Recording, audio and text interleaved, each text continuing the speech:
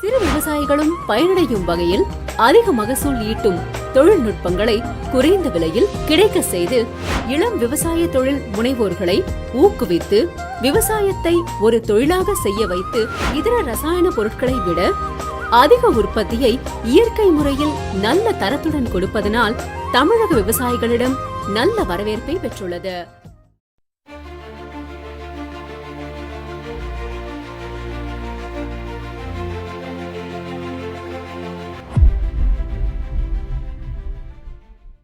B2 அஃப்ரி முறையில் தென்னை சாகுபடி.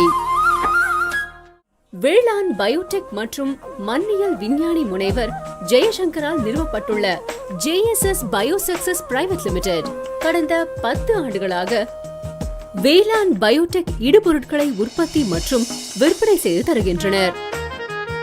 தமிழகத்தின் வேளாண் நகரம் கோவையில் இருக்கும் இந்நிறுவனம் விவசாயிகள் உற்பத்தி செலவை குறைத்து அதிக லாபத்தையும் விளைச்சலையும் பெற உதவுகின்றனர். பயோசக்சஸில் எளிய வேலையாட்கள், குறைவாக தேவைப்படுகிற தொழில்நுட்பங்களையும் நம்பிக்கையும் விவசாயிகளுக்கு அளித்து இயற்கை முறையில் அதிக மகசூலை பெற உதவுகின்றனர். மேலும் பயோசக்சஸ் ரசாயன முறையை தவிர்த்து இயற்கை முறையில் விவசாயம் செய்வதற்கு தேவையான பயோடெக் இடுபொருட்களை உற்பத்தி மற்றும் விற்பனை செய்து வருகின்றது. மிக குறைந்த விலையில் பயோடெக் இடுபொருட்களை நேரடியாக விவசாயிகளுக்கு தருவதால் இடைத்தரகர்களால் ஏற்படும் கூடுதல் செலவு தடுக்கப்படுகின்றது. சிறு விவசாயிகளும் பயனடையும் வகையில் அதிக மகசூல் ஈட்டும் தொழில்நுட்பங்களை குறைந்த விலையில் கிடைக்க செய்து மாபெரும் வெற்றி பெற செய்கிறது B2 அக்ரி. மேலும் அடுத்த தலைமுறை விவசாயமான பயோடெக் விவசாயத்தை இந்நிறுவனம் விவசாயிகளுக்கு கற்றுக் கொடுக்கின்றது.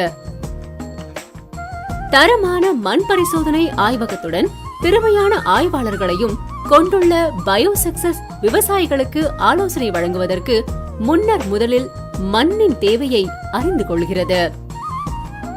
தரமாகவும் துல்லியமாகவும் விரைவாகவும் மண் பரிசோதனை ஆய்வறிக்கையை கொடுத்து இதர ஆய்வகங்களிலிருந்து இது தனித்து நிற்கிறது.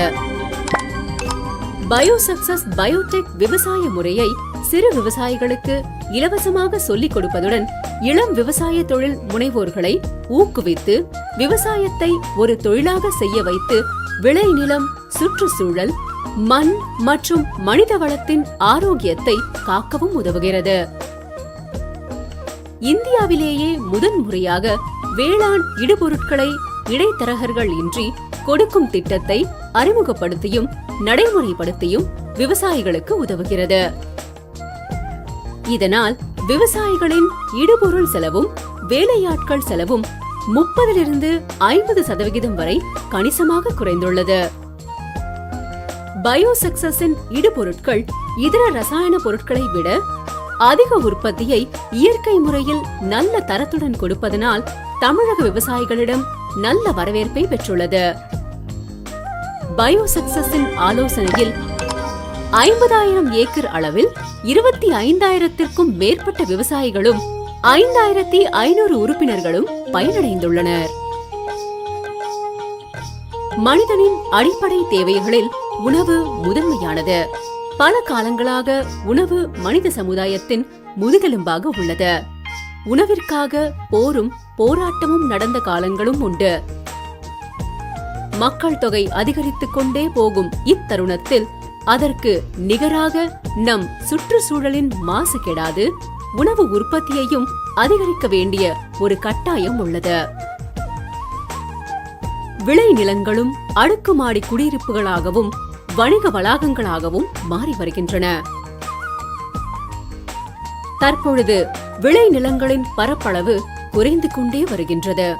அதனுடன் மண் வளமும் குறைந்து வருகின்றது. எனவே இருக்கும் நிலத்திலிருந்து உணவு உற்பத்தியை அதிகப்படுத்த வேண்டிய கட்டாயம் உள்ளது. உலகத்தில் ரசாயன உரம் உபயோகிப்பது அதிகரித்துக் கொண்டே போவது ஆரோக்கியமானதல்ல. ஆசியாவில் மட்டும் ரசாயன உர உபயோகிப்பு ஆண்டிற்கு 5% அதிகரிக்கின்றது. இதுவே மேற்கு ஐரோப்பாவில் ரசாயன உர உபயோகிப்பு குறைந்துள்ளது. உலக அளவில் ரசாயன உர உற்பத்தி மற்றும் உபயோகிப்பு ஆசியாவிலேயே அதிகமாக உள்ளது. இதனால் உற்பத்தி விலை அதிகரிப்பதோடு உணவின் பாதுகாப்பையும் கேள்விக்குறியாக்குகிறது. தற்போது பல இடங்களில் ரசாயன சுவடுகளுடனே உணவு உற்பத்தி செய்யப்படுகின்றது. பல தரப்பினர் உணவில் தங்கும் பூச்சிக்கொல்லிகளை பற்றி பேசிக்கொண்டே உள்ளனர். காய்கறிகளையோ பழங்களையோ நீரில் கழுவினால் ரசாயனங்கள் போய்விடும் என்பது தவறான கருத்து. அவை நிச்சயம் உணவில் இருந்து உட்கொள்பவரை சென்று அடைந்து பிற்காலத்தில் பாதிப்பை ஏற்படுத்தும். பல ரசாயன இடுபொருட்களை புற்றுநோய் காரணியாக உள்ளன. ரசாயனம் கலந்த தீவன பயிரை உட்கொள்வதால் பாலிலும் ரசாயனங்களில் சுவடுகள் உள்ளன. மேலும் நிலம் ரசாயனத்தால் பாதிப்படைவதால் நிலத்தடி நீரும் கலப்படமாகி உள்ளது. நமக்கும் நம் பின்னால் வரும் சந்ததியினருக்கும் பாதுகாப்பான கலப்படம் மற்றும் ரசாயனமற்ற உணவு உற்பத்தி செய்ய வேண்டிய நிலை உள்ளது. உயிர்கொல்லியாக அமையும் ரசாயன விஷத்தை தவிர்த்து உணவு உற்பத்தி செய்ய வேண்டிய காலம் இது. இந்நிலையில் பலர் கூறும் ஒரே வார்த்தை இயற்கை வேளாண்மை செய்யுங்கள். இயற்கை வேளாண்மையில் கிடைக்கும் உணவால் அதை உண்ணும் பொதுமக்கள் திருப்தி அடைவர். ஆனால் அதில் கிட்டும் உற்பத்தியால் விவசாயி திருப்தி அடைகிறாரா? இல்லை. ஏனெனில் இயற்கை வேளாண்மைக்கு அதிக அளவில் இடுபொருள் தேவை. மேலும் இயற்கை வேளாண்மையில் பொதுவாகவே உற்பத்தி அதிகரிக்கும். போன போகத்தில் ரசாயன உரம் பயன்படுத்தி கிடைத்த உற்பத்தி இந்த போகத்தில் இயற்கை உரங்கள் பயன்படுத்தினால் கிடைக்குமா என்றால் நிச்சயம் கிடைக்காது. மேலும் இயற்கை உரங்கள் அதிக அளவில் தேவைப்படுவதால் அதனை இடுவதற்கும் வேலையாட்கள் அதிக எண்ணிக்கையில் தேவை. சரியான நேரத்தில் வேலையாட்கள் கிடைப்பது பிரச்சனையாக ஒரு புறம் இருக்க, மறுபுறம் இது உற்பத்தி செலவையும் அதிகரிக்கின்றது. அதேபோல் இயற்கை வேளாண்மையில் பெரும்பாலும் விவசாயியே இயற்கை இடுபொருட்களை பண்ணையிலேயே தயாரிக்க வேண்டிய நிலை உள்ளது. அதிக சில நடைமுறை இடர்கள் உள்ளன. எனவே பாரம்பரிய இயற்கை வேளாண்மை முறையில் பெரிய அளவில் லாபம் கிடைப்பதில்லை. இப்பிரச்சனைகளுக்கு வேறு தீர்வு